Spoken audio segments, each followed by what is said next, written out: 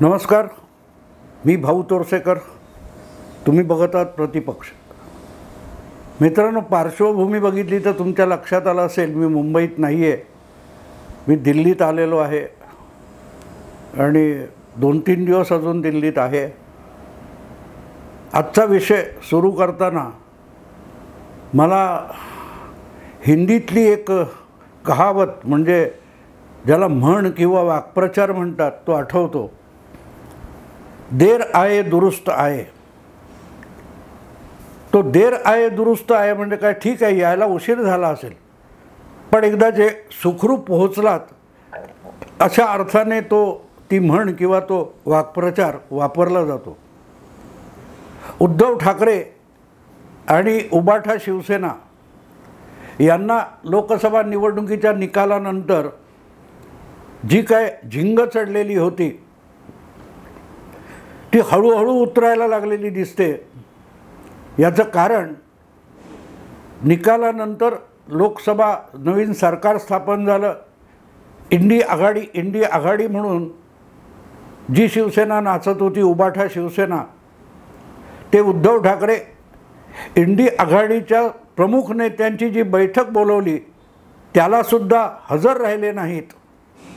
आपल्याऐवजी त्यांनी संजय राऊत वगैरेंना पाठवून दिलं आणि त्यातून जी सुरू झालेली अलिप्तता आहे, हा एक महत्त्वाचा सिग्नल आहे की निकाल भले आपण 9 खासदार निवडून आणले असले तरीही आपण काय गमावलं आहे याची जाणीव हळूहळू उद्धव ठाकरे यांना होताना दिसते. आणि काय गमावलं हे आता नव्याने सांगण्याची गरज नाही. ठाणे, पालघर, रायगड, रत्नागिरी, सिंधुदुर्ग ह्या कोकणच्या 5 जिल्ह्यांना शिवसेनेचा बालेकिल्ला मानला जात होता आणि त्या 5ही जिल्ह्यात उद्धव ठाकरे यांच्या उबाठा शिवसेनेचं यश का अपयश तुम्ही म्हणाल ते नामोनिशाण शिल्लक राहिलेलं नाही. अर्थात धनुष्यबाण शिल्लक राहिले, पण काय म्हणतात, तो मशालीची निशाणीवर त्यांना अपेक्षित यश मिळालं नाही. मुंबईमध्ये ठीक आहे, 2 खासदार त्यांनी निवडून आणले, 2 का 3 खासदार निवडून आणले, पण हा जो निकाल लागला तो कितपत खऱ्याखुऱ्या शिवसेनेचा आहे याच्यावर प्रश्नचिन्ह लागलेलं आहे. कारण शिंदे यांना 7 जागा आणि उद्धव ठाकरे यांना 21 जागा लढवून 9 खासदार मिळालेले असले तरी ते खरोखरच त्यांचे किती, अर्थात गेल्या वेळेला देखील किंवा 2014 आणि 19मध्ये मिळालेले 18 खासदार हे सुद्धा उद्धव ठाकरे यांच्या नेतृत्वाचं यश नव्हतं, ते मोदी लाटेचं यश होतं. यावेळेला त्यांच्या पदरात जे यश पडले ते प्रामुख्याने उद्धव ठाकरे यांचा फोटो, चेहरा किंवा नेतृत्व यापेक्षाही काँग्रेस आणि राष्ट्रवादीच्या कुबड्या घेतल्यामुळे मिळालेलं यश आहे. हे अनेक विश्लेषक वेगवेगळ्या प्रकारे समजावून सांगतायत. आणि हे सगळं यश असलं तरीही मुंबईतला आपला पाया हललेला आहे याची जाणीव हळूहळू करत उद्धव ठाकरेंना होते. ही चांगली गोष्ट आहे. कुठलाही पक्ष जेव्हा आपली पाळंमुळं हादरतात तेव्हा ती पाळंमुळं सावरायला जर पुढे आला नाही तर त्याचं नुकसान अपरिहार्य असतं. तात्पुरत्या यशाने, हळद्या हळकुंडाने पिवळं होणं वेगळं असतं, पण त्या यशामध्ये अपयश कुठे आहे याची जाणीव ठेवणं अगत्याचं असतं. तर त्या पक्षांना, त्या नेतृत्वाला राजकारणात भवितव्य असतं.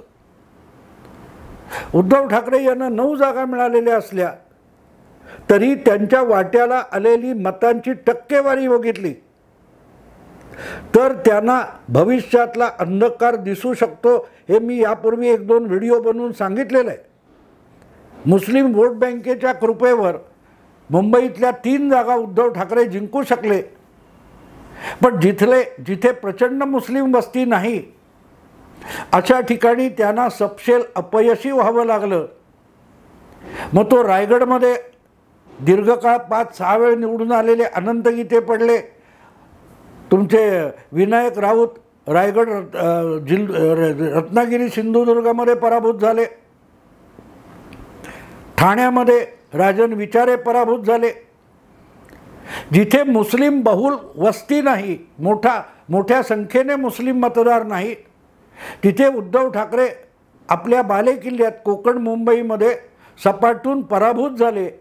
पण मुंबईतल्या 3 मतदारसंघातलं यश हे उद्धव ठाकरे यांच्या पिताजींच्या म्हणजे बाळासाहेबांच्या शिवसेनेच्या यशापेक्षाही मुस्लिम मतांनी त्यांना दिलेला तो विजय आहे. आणि तो टिकणारा कसा नाही हे मी यापूर्वीही सांगितलेलं आहे. हे मतदार तुमच्याकडे कायम राहणार नाहीत, कारण ते तुमचे कोर वोटर नाही आहेत. उलट सातत्याने 2 वर्षापासून सांगितलं गेलं की भले आमदार निघून गेले असतील एकनाथ शिंदेंच्या बरोबर, पण मतदार आणि संघटनात्मक कार्यकर्ते पदाधिकारी उद्धव ठाकरे यांच्या सोबतच राहिलेत. खरोखरच इतक्या मोठ्या संख्येने शिवसेनेचा मतदार उद्धव ठाकरे यांच्यासोबत राहिला असता तर एकनाथ शिंदे यांना मिळालेली 13-14% मतं आली कुठून हा प्रश्न आहे. शिवसेनेच्या इतिहासामध्ये सातत्याने शिवसेनेला कधीही महाराष्ट्रव्यापी पक्ष झाला 1990मध्ये, तेव्हापासून आज तक शिवसेनेला बहुतेक करून 20% पार कधी जाता आलं नाही. म्हणजे शिवसेनेची अधिकाधिक मतं ही 20% होती. मग ते युती म्हणून लढून मिळवलेल्या जागा असताना किंवा स्वतंत्रपणे लढवलेल्या निवडणुकीत सुद्धा शिवसेनेला 20% पार जाता आलं नव्हतं. अशा वेळेला एकनाथ शिंदे यांच्या शिवसेनेला जर 13-14% मतं मिळाली असतील तर ती ओरिजिनल मतं आहेत, ती मुस्लिम मतं नाहीत, हे लक्षात घेतलं पाहिजे. जो कोणी भाजपला किंवा भाजप प्रणित आघाडीला पराभूत करू शकतो, त्या बाजूला मुस्लिमांची मतं अनेकदा एक गठ्ठा वळतात. आणि गेल्या 2 वर्षात हिंदू हा शब्द उद्धव ठाकरे उच्चारायचं सोडून दिलं त्यांनी, आणि ते कडाडून सगळ्यात मोठा भाजपचा विरोधी नेता म्हणून जी त्यांनी आपली प्रतिमा निर्माण केली, त्यामुळे त्यांना मोठ्या संख्येने मुस्लिम व्होट बँक मिळाली. ही वस्तुस्थिती आहे. आणि तिथेच मोठा फरक पडतो. याच दुखण्यावर 19 जून 2024ला वर्लीला झालेल्या वर्धापन दिन समारंभामध्ये एकनाथ शिंदे यांनी बोट ठेवलं होतं.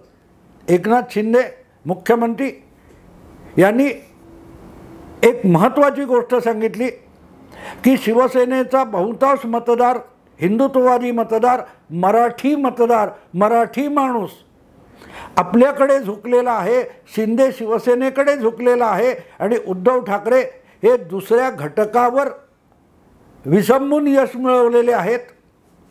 हा जो सिग्नल त्यांनी सांगितला होता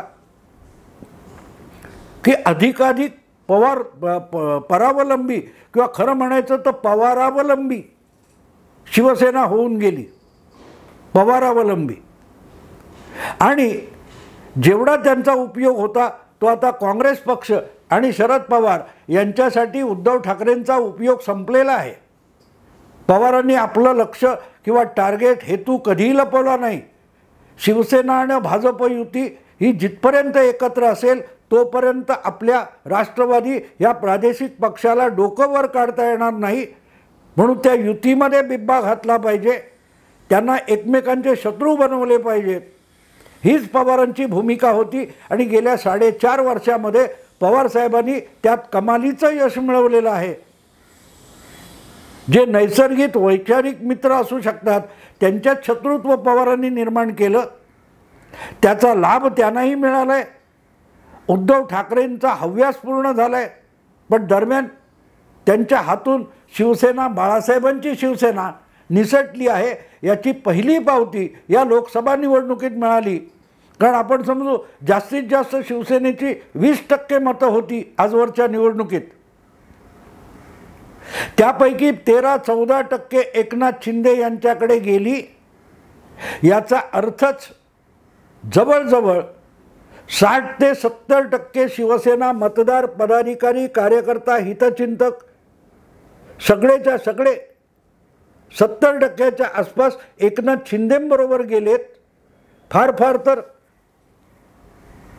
5-6% उद्धव ठाकरेंकडे उरलेले आहेत. आणि त्यामुळे ही जी उसनबारी आहे, काँग्रेस, राष्ट्रवादी, मुस्लिम गठ्ठा मतं त्यांनी पाठ फिरवली तर उद्धव ठाकरे यांचा उबाठा शिवसेना हा पक्ष नामशेष व्हायला वेळ लागणार नाही, नामशेष व्हायला वेळ लागणार नाही. आणि तोच धोक्याचा इशारा 19 जून 2024च्या वर्धापन दिन सोहळ्यात मुख्यमंत्री एकनाथ शिंदे यांनी दिला. त्यांनी सांगितलं 14% मतं आम्हाला मिळाली आहेत आणि 4-5% मतं पलीकडे उरलेली आहेत. म्हणजे उद्धव ठाकरे यांच्याकडे जी मतं आहेत ती मतं शिवसेनेची जवळजवळ 30% मतं उरली आहेत. बाकी 70% आपल्याकडे आलेत.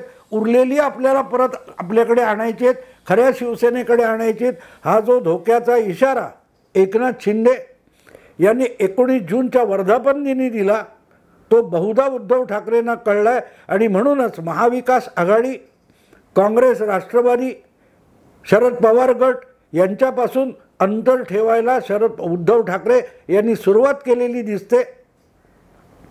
म्हणूनच निकालानंतर संसद अधिवेशन सुरू होत असताना जी इंडी आघाडीच्या नेत्यांची, विविध पक्षनेत्यांची बैठक झाली त्याकडे उद्धव ठाकरे यांनी सराईतपणे पाठ फिरवली. पण आणखीन एक महत्त्वाची बाब आहे, 2.5 वर्ष उद्धव ठाकरे मुख्यमंत्री होते. त्यांचे अत्यंत विश्वासू मानले जाणारे अनिल परब वगैरे मंत्री होते. ते अनिल परब आत्ता विधान परिषदेच्या निवडणुकीला उभे आहेत काय पदवीधर वगैरे. तेव्हा त्यांनी अचानक नवा प्रस्ताव पुढे आणलाय की मुंबईत जी नवी बांधकामं होतील, कॉलन्या उभ्या राहतील, त्यामध्ये 50% जागा मराठी माणसासाठी राखीव असल्या पाहिजेत.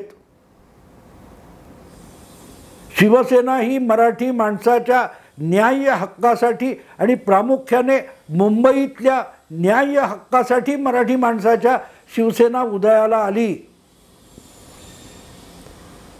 शिवसेनेच्या आधीपासून मुंबई ही मराठी माणसाची हा दावा करून संयुक्त महाराष्ट्र समितीने दीर्घकालीन लढा दिला. तेव्हा शिवसेना नव्हती. पण पुढल्या काळामध्ये आपापले राजकीय स्वार्थ साधून घेण्यासाठी संयुक्त महाराष्ट्र समितीतले प्रजा समाजवादी पक्ष, कम्युनिस्ट पक्ष किंवा इतर पक्ष होते, हे एक एक करत बाजूला झाले आणि संयुक्त महाराष्ट्र समितीचा बोऱ्या वाजला. तेव्हा तो अस्वस्थ झालेला मुंबईचा मराठी माणूस बाळासाहेबांच्या मार्मिक साप्ताहिकाच्या मागे आणि त्यातल्या व्यंगचित्राच्या मागे उभा राहिला. त्यातून शिवसेना जन्माला आली.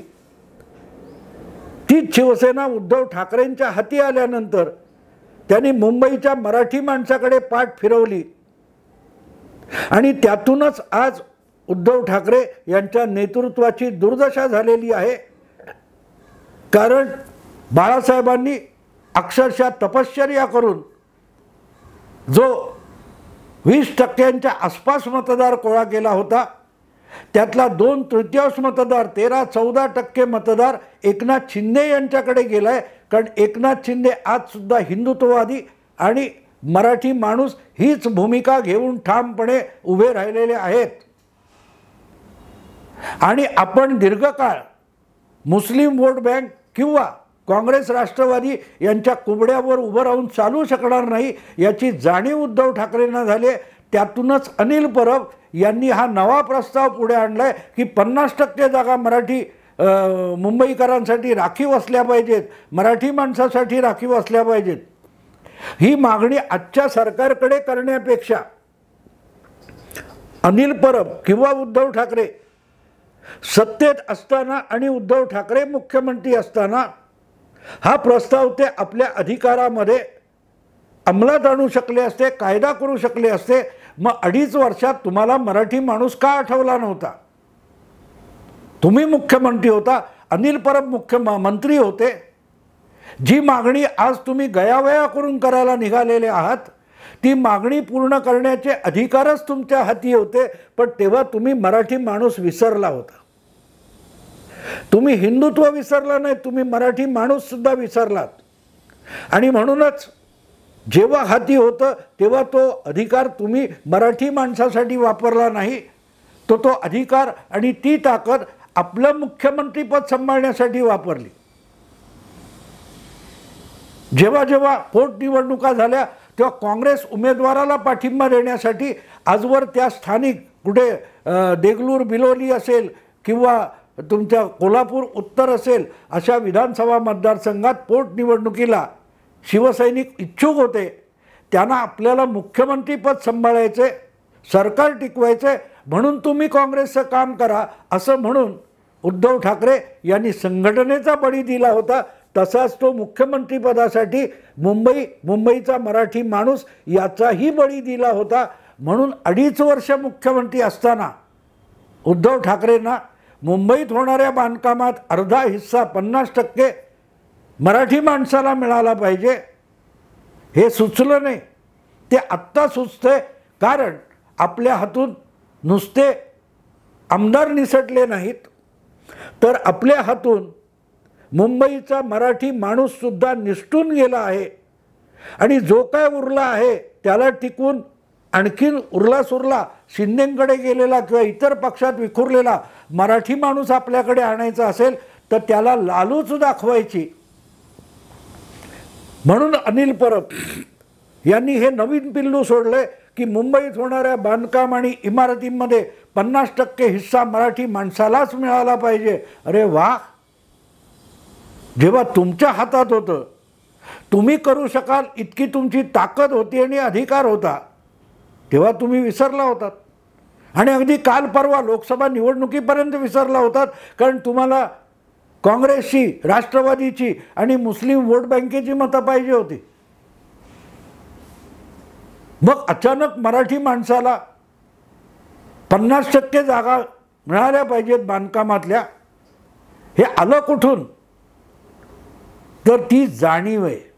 एकनाथ शिंदे यांनी वर्धापन दिन सोहळ्यामध्ये जे आकडे सांगितले की 60-70% शिवसेनेचा मराठी माणसाचा बेस, हितचिंतकांचा बेस शिंदेंकडे गेलेला आहे आणि अवघा 5-4-6% उद्धव ठाकरेंकडे उरलेला आहे. तो टिकवायचा तर परत एकदा मराठी माणूस, मराठी माणसाचा न्याय्य हक्क, मुंबईचा मराठी माणूस या आपल्या मूळ अजेंड्याकडे वळलं पाहिजे, याची जाणीव उद्धव ठाकरेंना झालेली आहे. आणि त्यातून मग एकनाथ शिंदेने दिलेला सिग्नल त्यांना कळलेला आहे.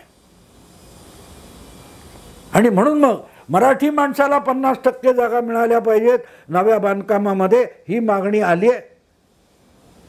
मागणी करायची गरजच नव्हती.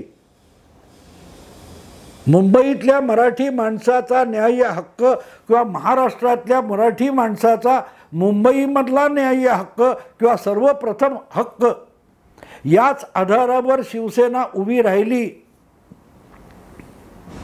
उद्धव ठाकरेंच्या काळात त्या शिवसेनेच्या मूळ अजेंड्याला तिलांजली देण्यात आली. पण निवडणुकीचे निकाल मतदारांनी शिकवले.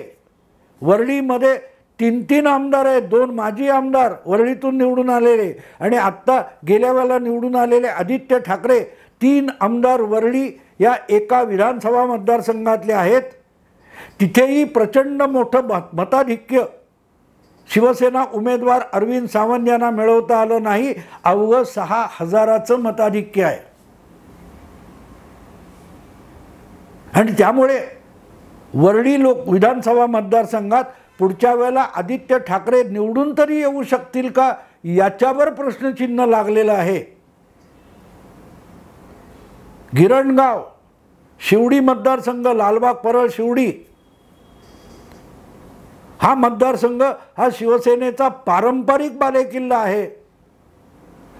तिथे सुद्धा 14-15 हजाराचा काहीतरी लीड मिळू शकला, मताधिक्य मिळू शकलं. याचा अर्थ समोरच्या उमेदवाराला,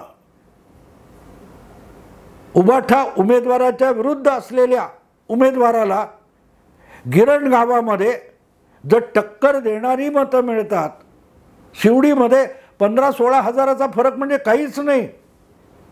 यामिनी जाधव यांना खऱ्याखुऱ्या मराठी मतदाराचा विरोध असता तर त्यांना जी मतं मिळाली अरविंद सावंत यांच्या विरोधात तितकी मतंसुद्धा मिळायला नको होती. पण उद्धव ठाकरे यांच्या हातून मुंबईचा मराठी मतदार आणि मराठी माणूस आणि मुद्दा मराठीचा किती निसटला आहे तेच या निकालांनी दाखवलं आणि तोच तुमच्यासाठी धोक्याचा इशारा आहे.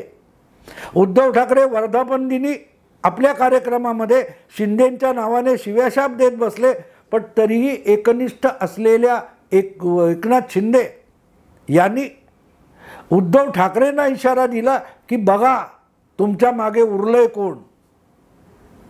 आत्ता तो जो सिग्नल आहे तो बहुधा आत्ता पोचलाय आणि त्यातून मग अनिल परबांना 50% मराठी माणसासाठी राखीव बांधकाम हा विषय आठवलेला आहे. देर आहे दुरुस्त आहे, हरकत नाही, पण एवढ्यावर भागणार नाही.